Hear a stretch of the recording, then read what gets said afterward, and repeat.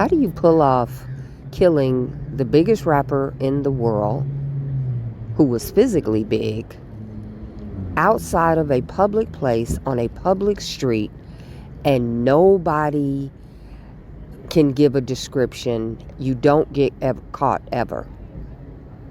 Maybe they had somebody on the inside helping them. Maybe they had a mole. Maybe they had a plant. Maybe they had someone who was making sure they executed Biggie, assassinated him, and got away with it. How is it even possible for you to be security and you don't tell Puff or Biggie that you got a call from a federal prisoner who was warning you? You don't go to the police or the sheriffs and have them give you a police escort, have them have a presence outside and inside the venue. You don't get vests for anybody. You don't let them know that two high-profile people, there's the possible gang retaliation that's going to happen, so that police are in full force out there. Biggie did not trust Gene Deal. Why should anyone trust him if Biggie didn't trust him? Biggie didn't heed the warning he gave him. Biggie didn't trust the information. Biggie went and did what Puff said do and ignored Gene Deal. They knew something about Gene Deal that inherently made them distrust this man, because they didn't heed his warning and they didn't listen to anything he said. Gene, you ain't gotta go if you don't wanna go. Got up from the table and walked out the door. When I walked out the door, guess who's out there? The Notorious Big in this green Chevy Suburban. D-Rock is playing with Tone, and they got a Nerf ball playing with a basketball goal, doing like that. I said, yo, Big, somebody gonna try to come kill us tonight. And Lucy's, who I hadn't seen all week, you understand? Lucy says, Gene, go ahead on with that cop shit. You always think you know something. This store, I got 6 hours on this plane. I'm gonna go through whatever's in this briefcase. So that's what I did. So I said, so they don't cheat your man out your money right here. And Big said, yo, Gene, I'm gonna have Rock and Tone hold you while Lucy's get his shit off. I said, all that shit sound good. It may make you feel good, but it won't be healthy. You understand? And then next thing you know, Puff was coming out the door.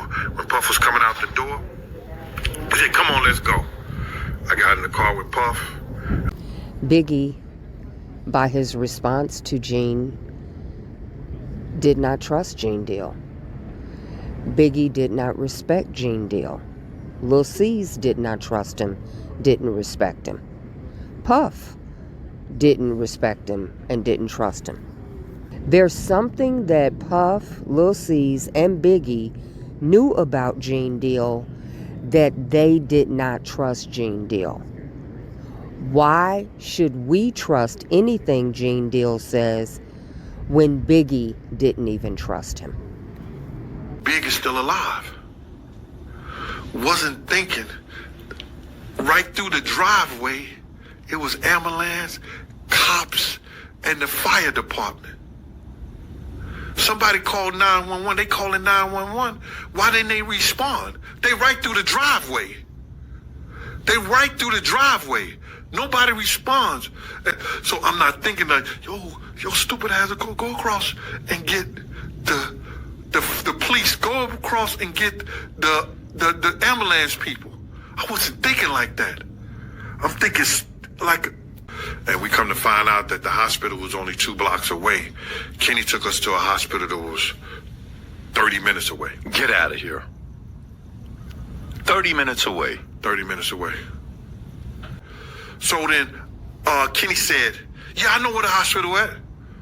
Somebody told me it was a hospital 2 blocks away from the Peterson Museum.